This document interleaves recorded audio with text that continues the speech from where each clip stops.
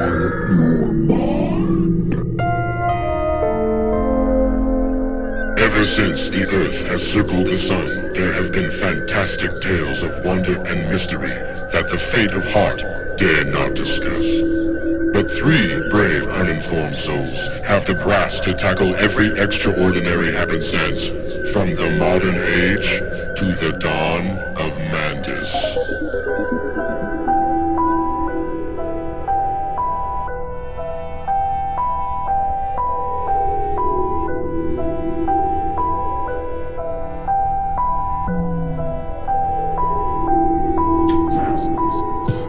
Welcome once again to Dawn of Mantis. True crime, mysteries, and more. Ivan, Joe, Sam, are you guys doing okay today? Doing good. Wonderful. So, what part is this of this series? Sorry, I lost track. Cinco. Yeah. Okay. Part 5. So, no more murders. Can I spoil that? Yeah. No more that's good. murders. Mhm. We talked about that last episode. Yeah. I'm kind of intrigued. Like, what's left? What's left? A lot more meat on this bone. Yeah, a couple episodes left. Yeah, there'll be tonight, and then next week we'll wrap it up with part 6. Yeah. And please tell me our friend Lone Wolf is in this thing. I think he's in this. I know he's in part 6 because I finally finished part 6 today. Pretty sure he makes an appearance in part 5. Okay, as well, yeah. cool. There at first I got kind of tired of the Lone Wolf thing, but I kind of like it again now. I like the guy. I didn't do anything except for showboat a little bit and then leave. Well, but I like the guy. In his defense, since I crapped on him last episode, and we all kind of did a little bit, but in his defense, there wasn't a lot, really, right? There's not a lot. Yeah. I mean, there's no great eyewitness. There was a flashlight. Yeah. I mean, what else? Not much Yeah. else. Some tire tracks. I mean, come on. Probably back then. I mean, there's a lot of tire varieties now, but I would imagine then there weren't as many. So, I mean, it would just be like, oh, just because you got some tire tracks doesn't mean that you're going to be able to narrow it down to there's like the person. Coker and Goodyear. Yeah, that's right. What about Firestone? Firestone. Yeah, Firestone Firestone. was around back then. Yeah, I got Firestones on my truck outside, man. Yeah. Can't forget about Firestones. yeah, you can't. All-terrain, ATV, MUD, DOM1. That's right. Yeah, yeah. You need to put pictures of that on the old Instagram. I probably should. I just need to. Joe's working on a custom. So it's a Ford Escape, It used to be. but now it's not. I cut it in half and I made a truck. Yeah, Yeah. you made kind of like if they made a Ranchero now, it would be smaller, more streamlined. Not streamlined, but just kind of squatty body. A little Squatty bit more. body. Yeah, It's kind of like like a Subaru Brat. It Remember is. those? Yeah, I love Subaru Brats. Those things are cool. Yeah, I'm it's sure some- there's somebody that bought one of those when they first came out, and they're still delivering mail with it to this day. I guarantee it. Those things are built to last. Damn right. What about Yeah. like a Suzuki Sidekick? Kind of Yeah, like that. I love those too. Without Yeah. that. Yeah, thing- without the thing on the back. Yeah. Yep. Oh, you're gonna have to figure out a way to make it like a little top for the back, like a little we could get some plastic and sew it together. Some shower Oh, yeah, like a curtains. rag top thing for the Yeah. back. That'd be pretty cool. Yeah. We could make it out of whatever the back of the right behind the seats now that makes the back of the truck cab is plywood Yeah. and plexiglass that I painted with a paintbrush. Pretty interesting. You but could do anyway. like the Jeep people in your shop. You could put the little winch and go and have the hooks on it, hook it on there and crank it up. Yeah. That'd be for the summertime. You know what's funny is I still have the top that I cut off. Oh, What if then I you just just made- modify that? Yeah, just make that thing where it just sits right back on. You go around and snap a couple of latches and then you're good to go. Yeah, that'd be cool. It's a regular escape again. Yeah, heck yeah. That'd be awesome. That could be the escape hatch. Sorry, had to do that. Anyway, so we do have an episode. People are mad, but they can whatever. always skip to this part. Yeah. A few people. So Read reach out to in us. the description.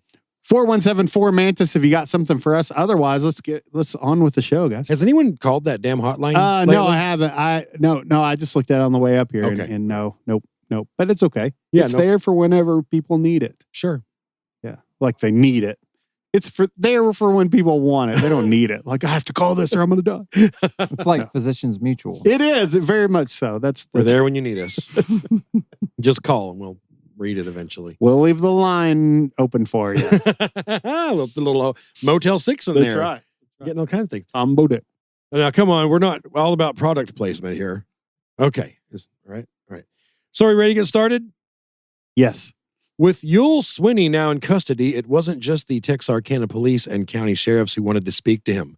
The FBI was on their way, I've heard of them. but not for what you'd think, and not the female body inspectors. Oh, okay. Like my shirt had. Yeah, I remember that. You see, although car theft is not usually a federal matter, the Dyer Act had made it a federal crime to cross state lines in a stolen vehicle. And given Texarkana's unique location nestled amongst 4 states, the FBI was almost always involved in car thefts there. Okay. Now, 3 days after Swinney's arrest, Special Agent J.C. Calhoun, Jesus Christ Calhoun himself, That's what probably would have said for. arrived to question him about the car thefts. Swinney quickly admitted to stealing a maroon 1941 Chevy around February, he said, of 46.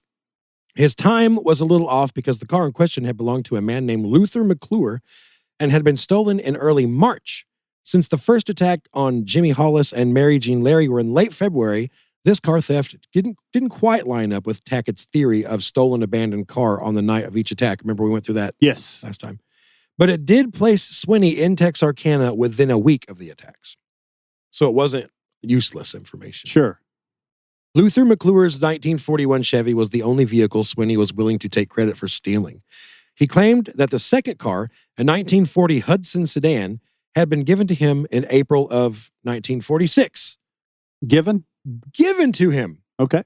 By who was the cop's next question. The person he stole it from. He just gave it to me. No, a man gave it to him. He couldn't remember the guy's name. Oh, yeah. You ever had that happen where just someone you don't know gives you a car? Yeah. Oh, yeah. And they can't remember his name. I'm Yeah. so thankful. He said he and Peggy drove the car to Dallas, Oklahoma City, St. Louis, Little Rock, and finally back to Texarkana, where he abandoned it. Yeah. Because if somebody gave you a car, you would just leave it on the side of the road. For the next guy. Yeah, you would. Yeah. That's the pay it forward thing. Yeah. Yeah. I didn't even catch his name. Then there was the Plymouth, the car that had led police directly to Swinney. He didn't steal that car either, he said. He bought it from a guy whose name he couldn't recall. Mm. Yeah. You He's ever, just not good with names. you ever make a purchase of a vehicle for thousands of dollars? Well, in that time, hundreds, but the equivalent of thousands. And you don't catch the guy's name. Yeah. Yeah. It happens to everyone. He thinks his first name may have been Chuck. That's Okay. Yeah. I don't remember his name. Chuck. Yeah. That was Chuck. Chuck. Chuck seems like a guy I'd buy a car from. He was about this tall, had greenish blue black eyes, reddish purple black hair. He's so stupid. So anyway, yeah. He said that he'd agreed to pay Chuck $900 for the car. Okay, that was I'll give you $900 for this car. He gave him $150 up front to take the car. He said he and Chuck agreed to meet up a few weeks later so Swinney could pay him the final $750. Yeah. Let me guess. He showed up, but Chuck didn't. Yeah, so Chuck just didn't show up for that. You know how a person you don't know the name, you'll just let him have a car for the fraction of the price on a vague promise that you'll meet later and he'll give you the rest of the money? That old chestnut. Yeah. Yeah.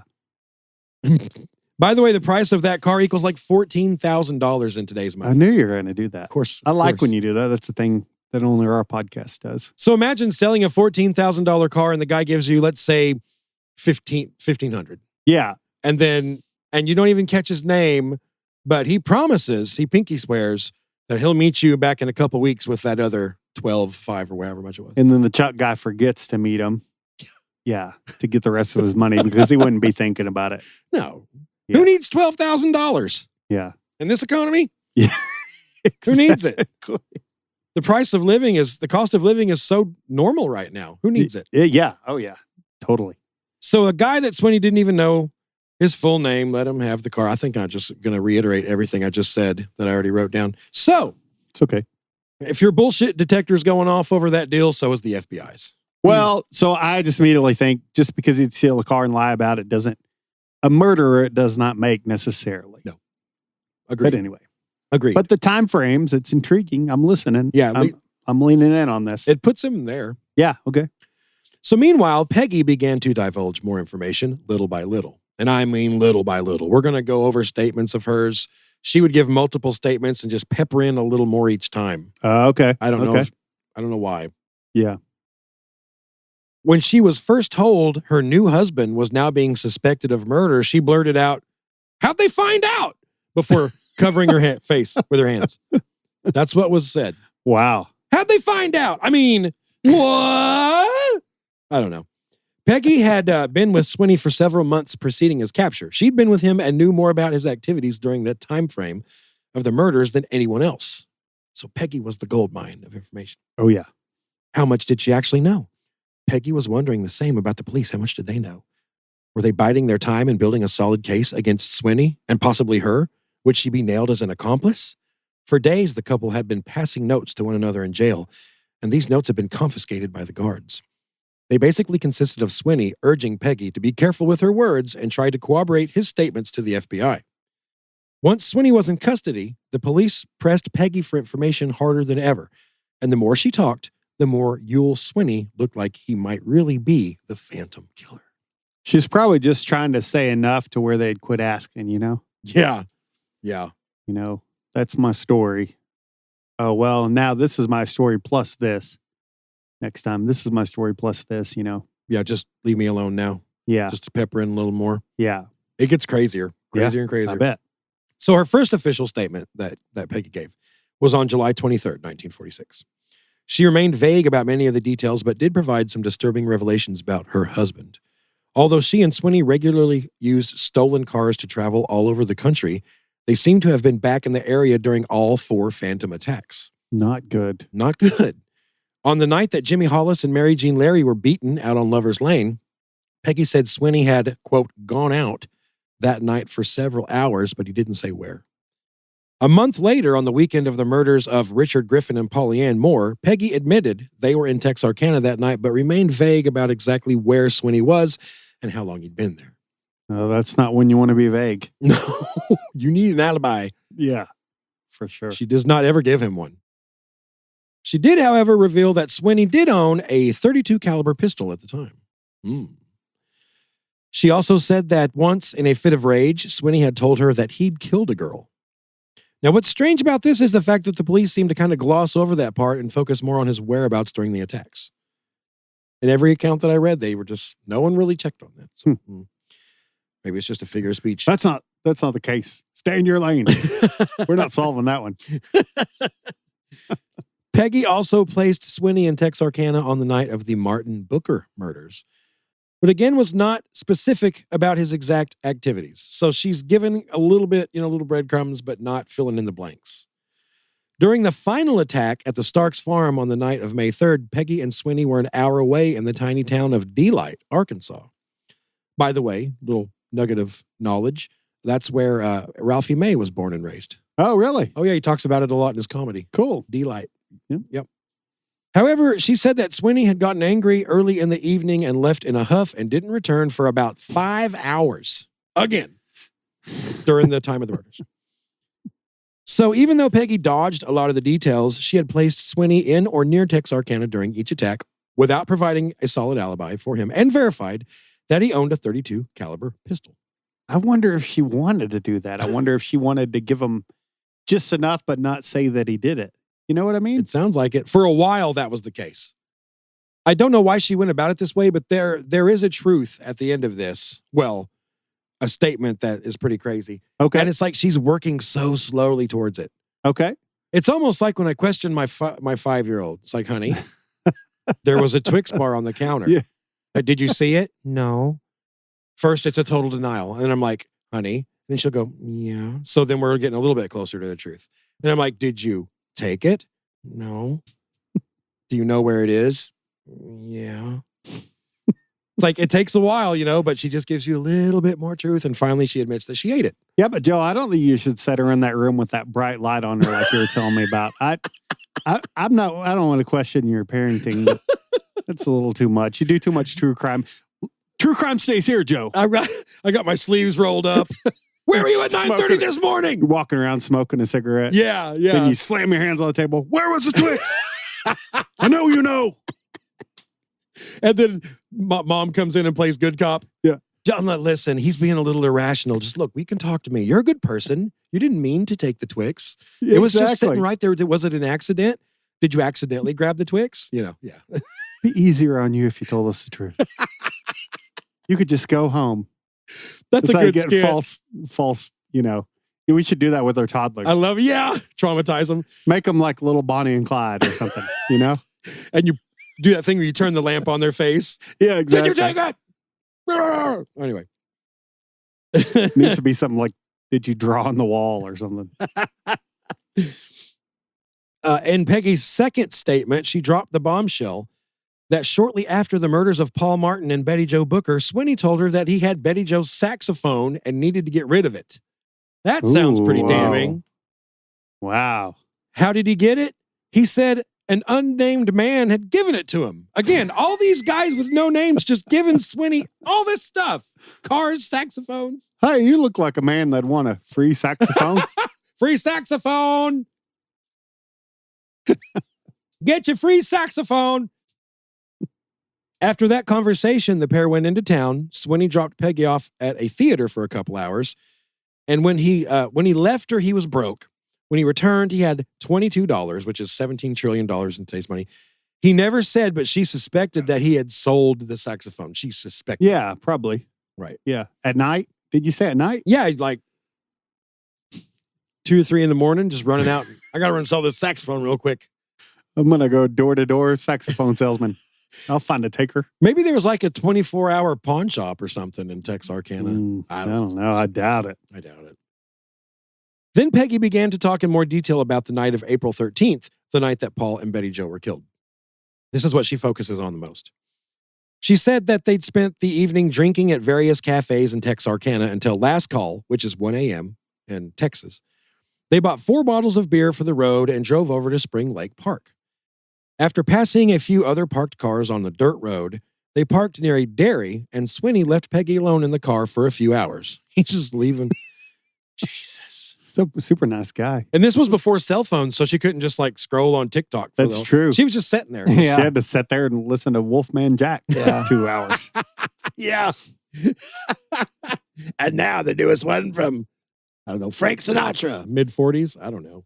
That's probably before him, I know, because he was like 50s and 60s, right? Yeah.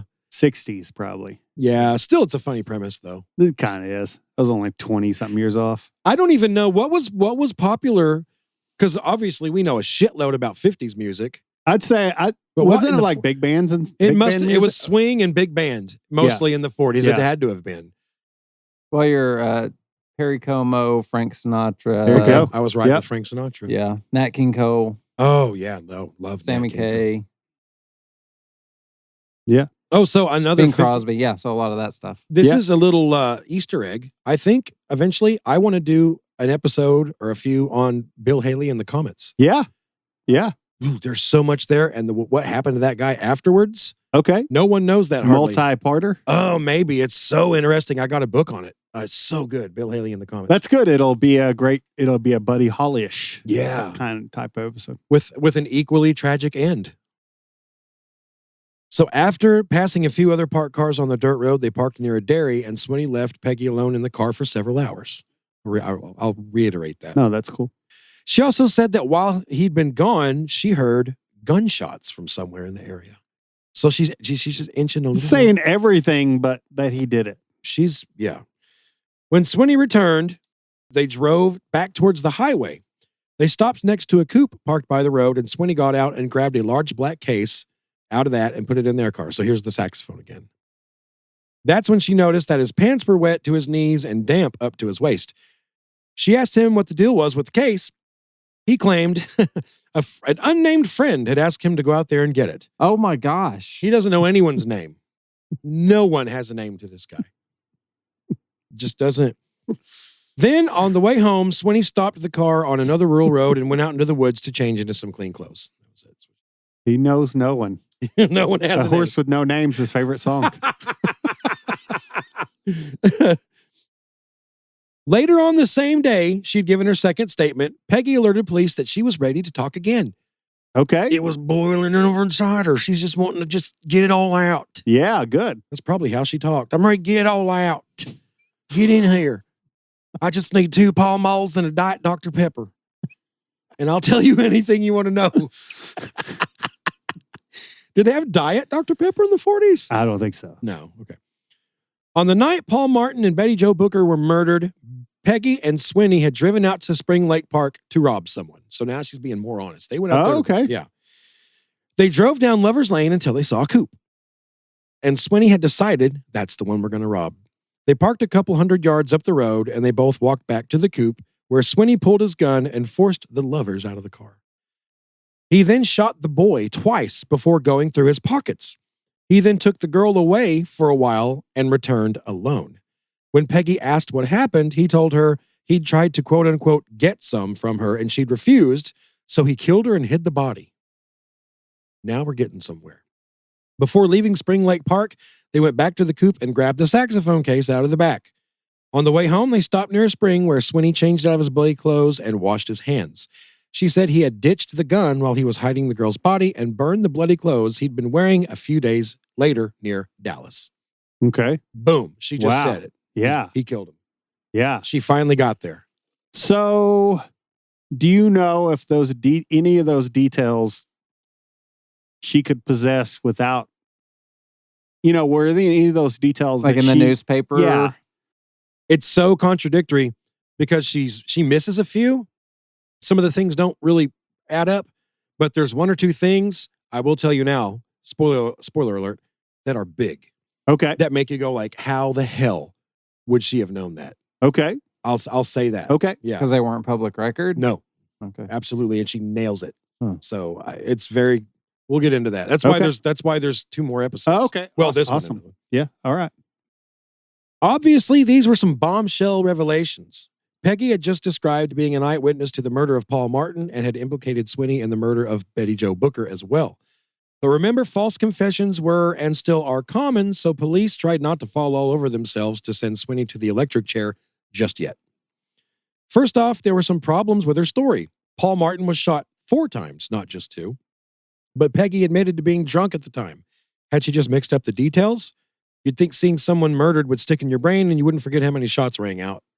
Unless maybe if you're just schnockered. I could see not like counting. I could see like bam, bam, and then, or bam, bam, bam, bam. And you Yeah. could think later a couple. Maybe it's so fast that, I don't know. I could see I get that. it, yeah. I could see that being misremembered. Yeah. Also, Paul Martin was found a good ways from his car and Betty Jo even further out than that. It sounds like Peggy placed all the action in the vicinity of Paul's Ford coupe. Also, police found it odd that Swinney had told Peggy he had attempted to assault Betty Jo, but she had refused him. Do you really see Swinney asking for sex at gunpoint? And then when she says no, just being like, well, gave her a shot. That's the story that was given. Unless she just resisted what he was doing. And that was basically him taking it as, then later on he reported as, he couldn't, you know what I mean? It's weird because he had sex with her. Yeah. Okay. Yeah, That's Betty right. Jo was the only one That said that. that her body, okay. Showed That's the proof that he had. And it's so, yeah, he had told, maybe it's because. Yeah, because it'd be weird to lie about that. I mean, she knows that he killed the 2 people. Yeah. It's like, what? I didn't assault her. So why would you tell your wife, if he was trying to spare her, why would, he wouldn't say anything about the sex? Why would he say, I tried to, and she said no? yeah. When he really had, it doesn't make sense at all. Something has to explain, though, the fact that he's gone for a while. Yes. Yeah, Yeah. so maybe he felt like he had to say that. I don't know. Speculation. Well, authorities That's wasted what no podcasts time. are for, though, I guess. Yeah, we're speculating. There's going to be a lot of speculating later. I'll tell you that. Authorities wasted no time in attempting to verify her story. Peggy was driven to Dallas and spent the day trying to locate where she said Swinney had burned the bloody clothes. After finding 0 evidence all day, Peggy finally hung her head and admitted that it was a lie. Swinney had never burned any clothes out there. Uh-oh. After this, a Dallas detective named Will Fritz interviewed Peggy and left that interview convinced she was full of shit. That's what he said. We're in Dallas. She's full of shit. That's how they all talk. There was also the changing of the details of her statements and the strange way she related them. In all seriousness, judging by her behavior, Peggy may have been dealing with some sort of mental illness, or as Deputy Johnson put it, her elevator don't quite go to the top. Okay. Tackett disagreed and actually believed that Peggy knew a lot more than she was saying. He believed she was actually kind of clever. Opposite ends of the spectrum there, weren't they? In fact, Tackett said, quote, "If full truth be known, Swinney would be in the electric chair and Peggy would be sitting in his lap." So he thinks that she actually participated. The events that took place the very next day seemed to prove him right. Okay. Oh, here we go. Peggy was taken back to Spring Lake Park where Paul and Betty Jo had been murdered. Without any help, she guided police directly to the spot where Paul's car had been parked. She said at one point she had walked away to some nearby woods. Wouldn't you know it, police had found tracks made by a woman's heeled shoe in that area that night. Did it match hers, or did she not have? Never on the said it. same- It just said that Okay. some sort of female heeled shoes, all they said. But the real kicker came when Sheriff Presley asked about Swinney going through Paul's pockets. Peggy replied, and this was a big one. Peggy replied, "He pulled some papers and stuff out and then took the money from his wallet and put the wallet back in his pocket. Then he went through some papers and threw them over there in that bush." And Peggy pointed to some shrubs just off the road. Hearing this, Presley kind of nodded. Okay. He grabs her by the shoulder, walks her back to the patrol car, shuts the door, walks back over to the group of people, reaches into his pocket and pulls out a small black book. And he says, "I've had this ever since we made our first investigation at the scene the day the bodies were found. It's Paul Martin's date book. I've kept it in my pocket, and I found it exactly where she said Swinney threw it." And only he would have known that. Yeah. He didn't tell anyone else. He kept that to himself. Wow. Yeah. Knowing the press would run wild with every detail, Sheriff Presley had kept this one thing a secret, knowing it would come in handy eventually, and it had. But that wasn't all. Peggy also claimed that on the night of the Starks attack, Swinney had come back to their hotel room in D-Light. Remember, they were staying there? Mhm. He was covered in blood. Some of that blood was cleaned with a towel and hidden under a mattress. Sure enough, when the room was searched, a blood-soaked towel was found under the mattress. Still there. That's two things. However, there's no indication as to whether or not the blood was ever tested. And honestly, even if it had been, only blood type was attainable by mid-1940s technology. And that's just not specific enough. Mhm. We've talked about that like 15 times. For sure. By the way, Swinney's sister, a woman named Maxine Whetstone, also implicated Youell to one of the crimes. Not long after the attack on the Starks farm, Youell had come to stay with his sister, and when he took off a couple days later, he left some of his personal belongings behind. As Maxine was putting those things away, she noticed a light tan khaki shirt with the name Stark written on the inside collar. Yes, there was no S on the end of the name like Starks, but it was common at the time for laundry marks to only use the first 4 or 5 letters of someone's name, right? So Mm. she's thinking it's possible this was Starks. Sure. Yeah. Yeah. Or to just be like a typo. Mhm. You just leave off the S. Yeah. That'd be a common thing you could do. Yeah. With a laundry mark, you think it'd be really easy to do. Yeah. Oh, yeah, for sure. So her husband, Maxine's husband, Wade, who had never liked Swinney and had always suspected he had something to do with all that stuff, he took the shirt directly to the police. The shirt was then shown to Katie Starks, that's Virgil's widow, the badass. Remember her? Mhm. Oh, yeah. Oh, yeah. I'll never forget her. She confirmed that's Virgil's shirt Wow. at first. Oh, no. Oh, so yeah, I want to get you guys' thoughts on this. The very next day, she phoned the police and she told them she couldn't be 100% sure. She said she knew a man could possibly be sent to the electric chair based on her word, and she didn't want to put him there unless she was 100% sure. So I think after she had ID'd it as his, I think she slept on it. And she was like, because it would have been the electric chair, you know, if whoever would have got tied to that Starks case. And I think she just didn't want to be the one to basically pull the trigger on it. That's my opinion. Mm. So she's like, you know what? I'm going to call first thing in the morning and say, I'm not sure, you know. I mean, you have people in cases like this and, you know, murder cases, like they forgive the person really quickly. And I mean, that's just a testament to those people. Like she could have known it was his and just decided she didn't want to see someone fry. True. Wow. Or be like, you know what? I'm pulling back on this. Maybe they'll catch him another way and it'll be on someone else's conscience or something. Yeah. Yeah. I don't know if I could, I don't know if they killed my spouse. Yeah. I'd probably be okay with them going to the electric chair. Yeah. You know, I'm just sorry. Maybe I don't have the character that she did. But Well, it's hard to say. I mean, I thought I'd until be- it happens. But yeah. Yeah.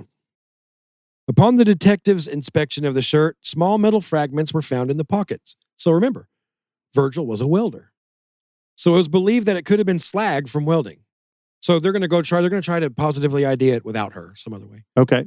That could have connected the shirt to him further. So Tackett and Johnson, they go out to Virgil's welding shop and they dig around in the dirt and on the workbench and they collect a whole bunch of slag and metal fragments to try to compare to the ones in his shirt. Sure.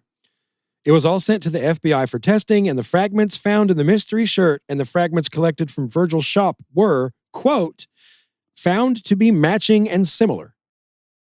But it's, I don't know. To me, If you would have said matching and stopped, I would have said cool, but I understand what they mean.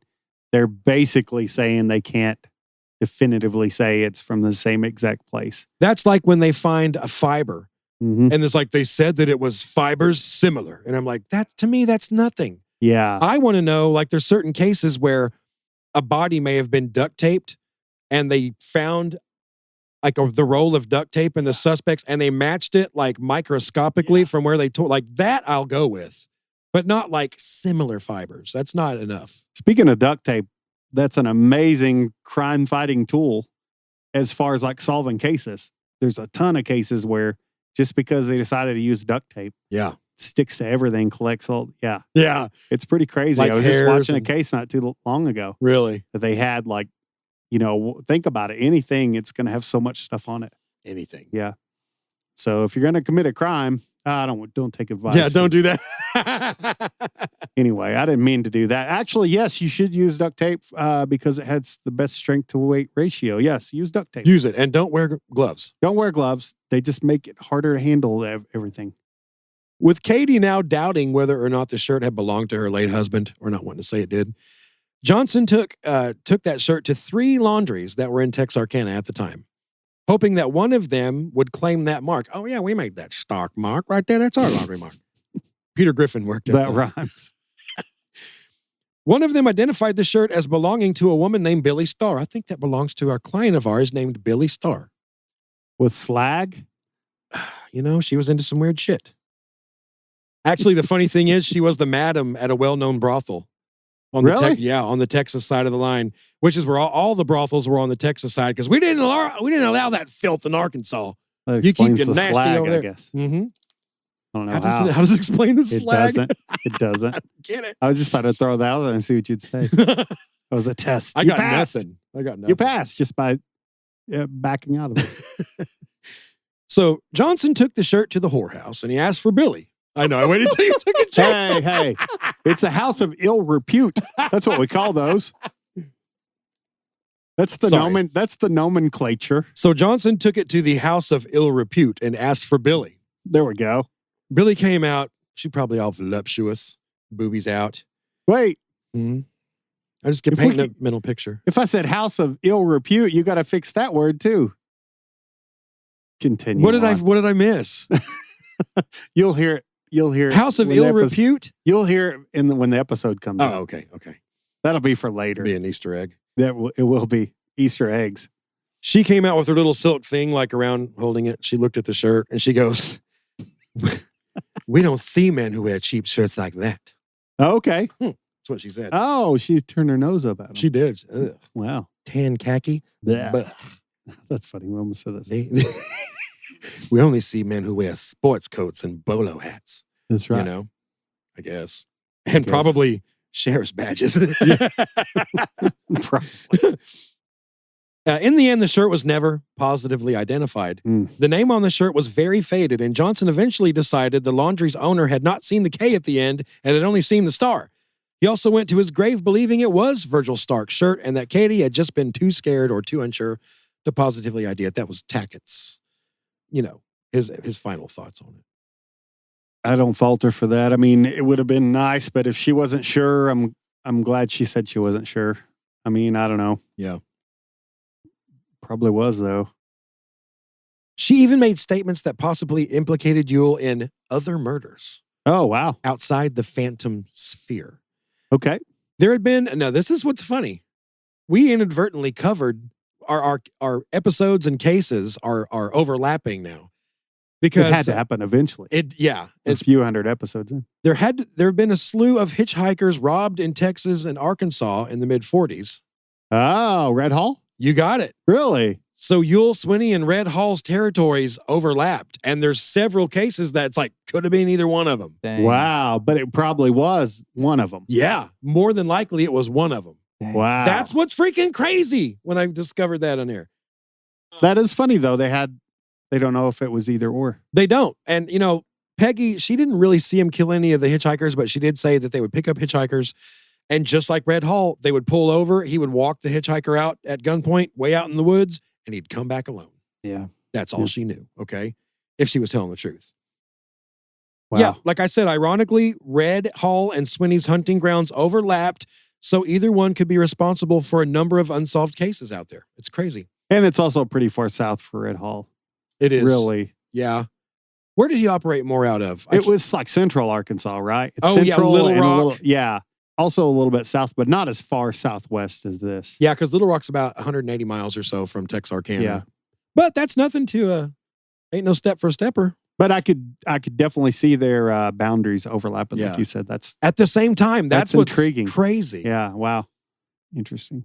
But the biggest problem with Peggy's statements was the fact that as the wife of the suspect, Youell Swinney, she could not be forced to testify against her husband. Oh, I remember that. That's a law. Or I was then. remember thinking that was the dumbest thing ever back in how many episodes ago? Yeah, they couldn't. That would force be her. the best witness Mhm. against because they know the most. Well, you can't testify against your own husband. Even if she blurts out everything, like a full detailed confession, they can't make her testify. She's got to be her decision. Because women would just lie anyway. That's what some man thought of, that, Some man. I'm just saying, I'm not trying to, You're not saying that from you. You're saying I'm that just from saying, their like, point of view. some guy thought women are just liars. They'll just be mad because I beat her last week. This know? was the 40s, so Yeah. It's just like the man's the leader of the house and like you don't want some woman to be able to put him in jail. that was probably what's behind it. yeah, probably so. But we've evolved a little. I hope. Anyway, let's move on. Well, let's dive into Youell Swinney's past for a little bit. Let's go. We haven't done that. Usually I cover the guy like from birth to whatever, but we're not going to go that detailed. But I want to get a little better handle on this cat, who he was. All right. He was born in Arkadelphia, Arkansas, just an hour from Texarkana, just an That hour works. from Texarkana on February 9th, 1917. Like so many other criminals, he had a less than ideal home life. His parents viewed him as a nuisance, and they didn't hesitate to let him know that's how they felt. That'll make a well-balanced, mentally stable kid. You're a nuisance, son. Get out of here. Yeah. But, dude, But don't break any laws. when I was a little kid living in Cincinnati, there was a boy that would come to our house and knock on the door to play. And he literally, my mom felt so bad for him because he was just like, my mom told me to get out. That happened all the time. He would just come to our house and hang out. My mom did, what are you doing here, man? It's late. My mom told me to get out for a while. Yeah. So he would hang out at our house and we'd feed him. And Yeah. it was, Just leave, don't come back. it happens, man. Yeah. So once, while Youell's parents and other siblings ate at a diner, he was forced to stand outside on the sidewalk and watch them eat through the plate glass. Wow. Yeah. Amazing. His parents, Stanley and Myrtle, were cold and unaffectionate. Youell wound up bouncing around between different relatives throughout his childhood.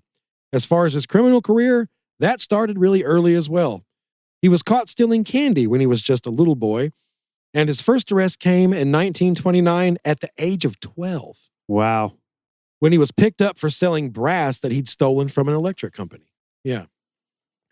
3 years later, he was arrested again for stealing from a school building, and he was arrested yet again 3 years after that in April of 1935 for passing counterfeit coins. So far, he'd only been given slaps on the wrist for these various crimes, and he was back on the street in no time, but just 2 months after the counterfeit coin arrest, he was picked up again for counterfeiting again. This is the theme throughout his life, the counterfeiting. With this, Swinney's leniency finally ran out, and he was handed a 2-year sentence and sent to a federal prison in El Reno, Oklahoma. After serving the 2 full years, Swinney was released in 1937 and was immediately arrested again for counterfeiting. this time in Monroe, Louisiana. And he was sent right back to prison. The following year, he escaped, but was recaptured right away and slapped with a 3-year sentence and sent to Leavenworth, Kansas. Swinney stewed in Leavenworth until 1940 when he was released on parole, but was arrested again almost immediately for Counterfeiting? parole violation this time. Okay. I don't know how he violated it, but Probably counterfeiting. probably counterfeiting. But Swinney was back on the street in no time. And before the toilet seat in his old prison cell had even gotten a chance to get cold, he was arrested again for car theft. He was slapped with another 3-year sentence. After serving that 3 years, Swinney was released in August of 1943, but was picked up again for parole violation, for the first parole violation offense back in 1940. Okay. So I guess there was a technicality on that. They grabbed him on that. This time he was sent to federal prison in Atlanta, Georgia, where he was held until April of 1944. It's here that Swinney's violence seems to make itself known. Up until that time, his criminal activities were strictly theft and counterfeiting with no mention of any actual violence. Okay. But 4 months after his latest release from prison, Swinney was arrested for robbery by assault in Texarkana. For this, he was handed his longest sentence yet, 5 years. Just makes me wonder if he finally got into a rough prison. Yeah. Had some bad things. I mean, pure speculation. Like Tim Robbins said in The Shawshank Redemption, had to Yeah. come to prison to learn how to be a criminal. Yeah, exactly. Yeah. Poor guy. I mean, obviously I don't feel bad for him if he's a killer, but from what you said about his upbringing, So terrible. far, it sucks. Yeah. You're like, yeah, no wonder. Yeah. I can't, dude, my parents loved me. Like they Yeah. would have jumped in front of a train for me. Yeah. Like told me they loved me like every 30 minutes. I had the best parents on earth and still do. 2 sets. Yeah. They're both great. Yeah. You know what I mean? I can't imagine the psychological damage to have your own mother be like, get out of here. I don't want to look at you right now. You know, Yeah. you're worthless. Get out of here. Damn. That's hard to even imagine. Yeah. Totally. So he was given a 5-year sentence, but he was released in just 13 months. Walked out of prison a free man on December 22nd, 1945, exactly 3 months before the Phantom's first attack on Jimmy Hollis and Mary Jean Larry. Okay. So he was out. That's time frame checks. Yes. Now he was possibly on the hook for the most violent offense yet, murder.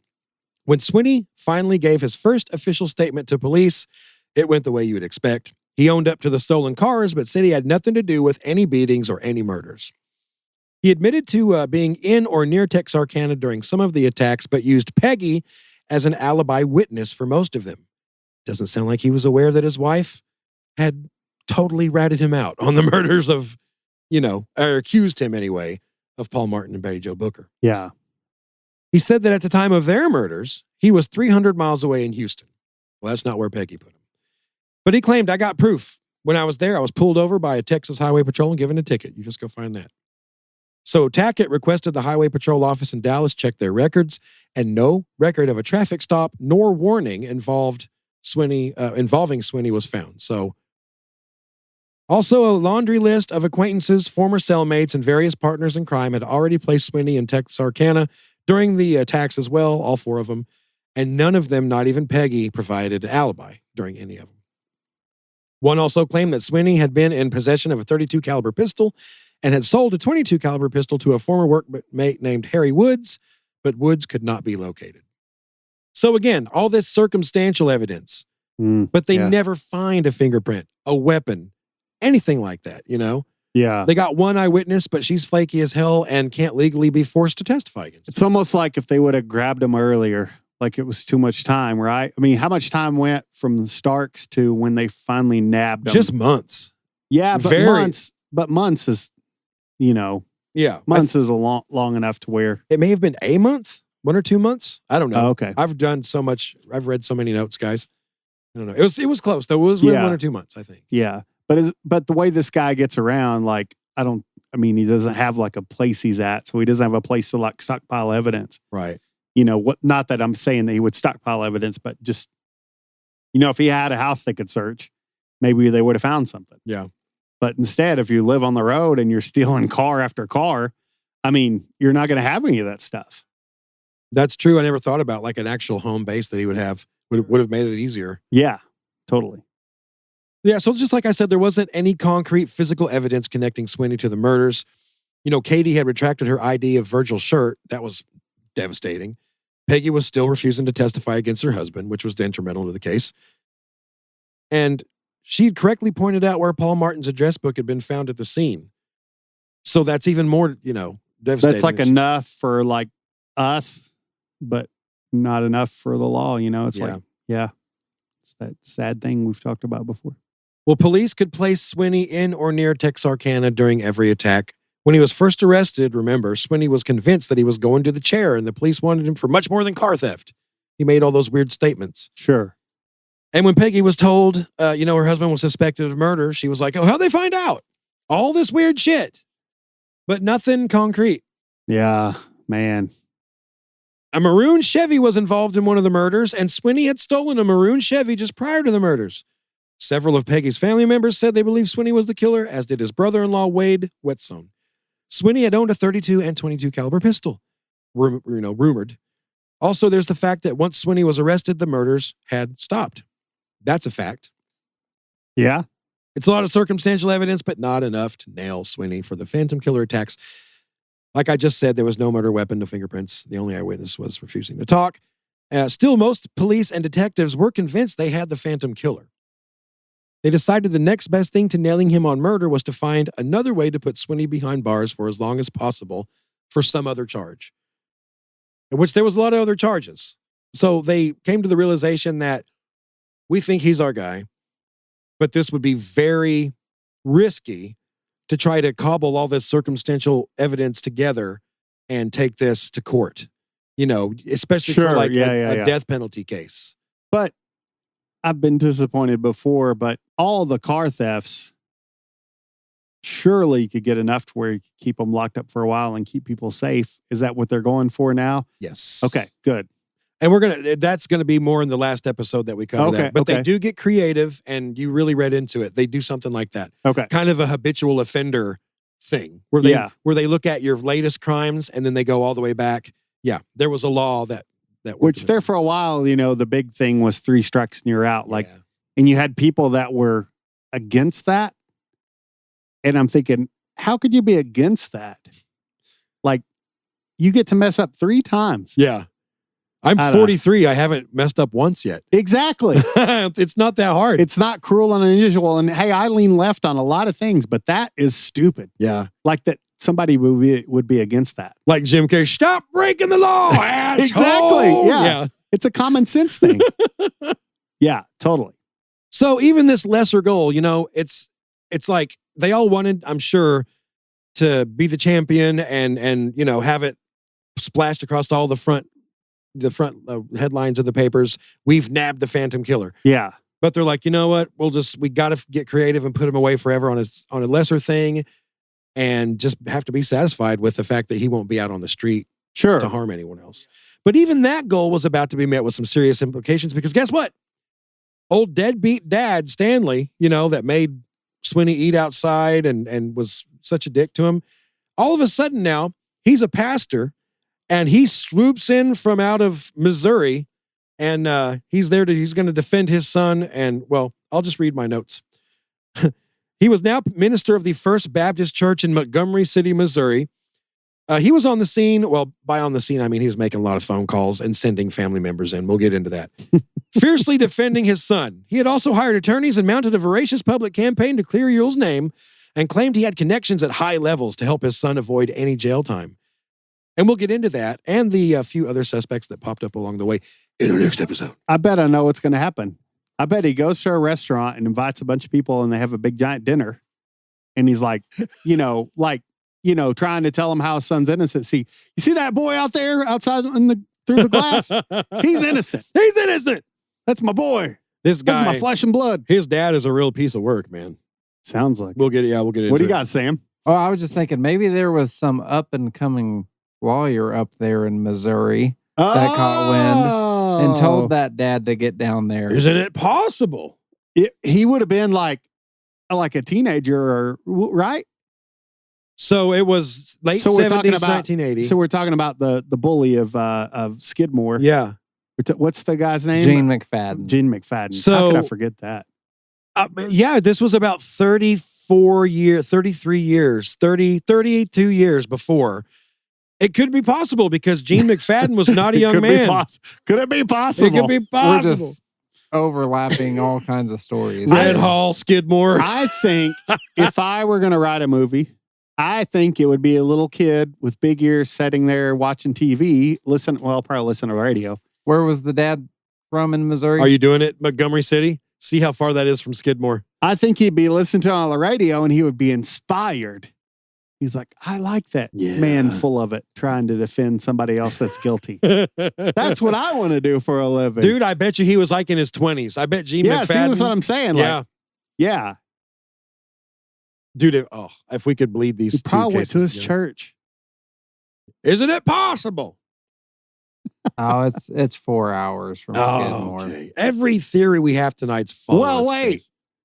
Where was McFadden from? What if we Googled that and he was from that town and he moved over there later? Don't give up on it. Do not give up on this. Don't give up on me, baby. We leaves no stone unturned. He wasn't from Kansas. He lived in Kansas City.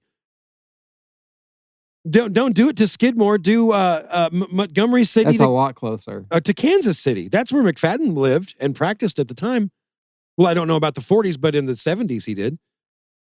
It's going to be way closer. It's going to be within an hour. Here we are, 48 minutes. You cut it down 2 hours, 2.5 hours. 2.5 hours. Still possible. Isn't it But possible? it's a straight line. It's a straight line. It's a straight line. Yeah. You might as well just put an arrow on that straight line and point it right back to Eugene McFadden's house. I want us to solve something. We're going to solve something. Hey, think about it. You said how many pages of research you had and all this talking we've had. We've put out the stats. If we do this for 20 years, we've got to like luck into something. Yeah. Right? Yeah. Like imagine, the other day I was missing something and went to the shop like 6 times and I finally turned over something over and there it was. But like, hey, we're eventually going to do that. Yeah. Like just randomly. Like probably wasn't the gopher hole stuff, but it's going to be something. Maura Murray did fall in a gopher hole. Okay. But really the only thing we've covered so far that was solved is the Somerton man. And thanks to us. Yeah, obviously. We don't know how. It was unsolved for like 50, 60 years. I know. We cover it. It's solved. It's funny it was solved, but it really wasn't solved. Like they don't really know. They know who it was, but not what happened. Yeah, what the hell happened. Yeah, that's weird. That's true. But I mean, that's better. Yeah. It's better than nothing. That concludes part 5 of our 6-part series. I can now say with certainty it's 6 parts because I just finished the 6th part today, and we'll get to that on the next episode. That's a good. Wait, Lone Wolf. Oh, was he not in this one? He was not. Oh, he's in the last one, I promise. Oh my goodness, because he almost F's up the whole thing. Oh my goodness. Yeah, he seriously. Where was Lone Wolf during all this part? Where was he? He left Texarkana. He was in Dallas. Yeah, remember he only stayed around for 3 months. Yeah, that's right. Rootin' tootin' in Dallas. But he does reappear in the last episode, I promise. I think he should have joined NASA. Then he could have been Space Ranger. I don't know. I just wanted to say a Lone Wolf joke. So I made it up. I made up the premise and everything. I love it. That wasn't even a quip. That wasn't even an add on something you said. I made my own thing. I love it. I don't. I'm here for it. All right. Thanks for listening. Good night. And watching. Let me tell you about some fellas I know, named Ivan, Sam, and Joe. They got themselves a little podcast, And they talk about everything under the sun that they find interesting, spooky, or fun. And they sure ain't trying to impress no one. The remedy to too much time on your answers. Take a little listen to the dawn of Mantis.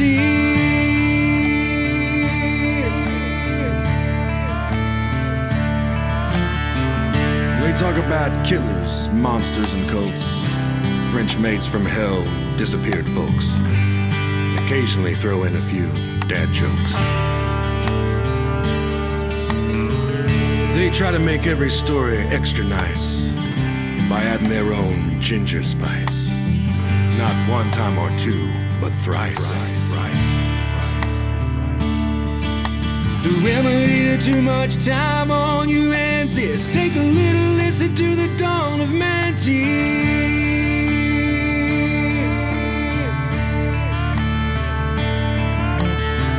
Now I'm sure these fellas will be around for quite a spell, 'cause there sure ain't no shortage of stories to tell. 'Cause this old world's as weird as hell.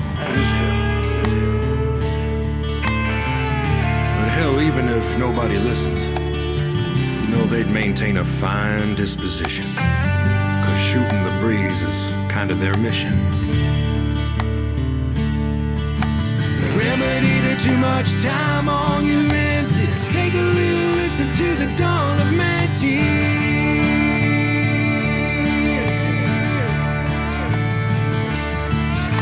The remedy to too much time on your hands is take a little listen to the dawn of mantis.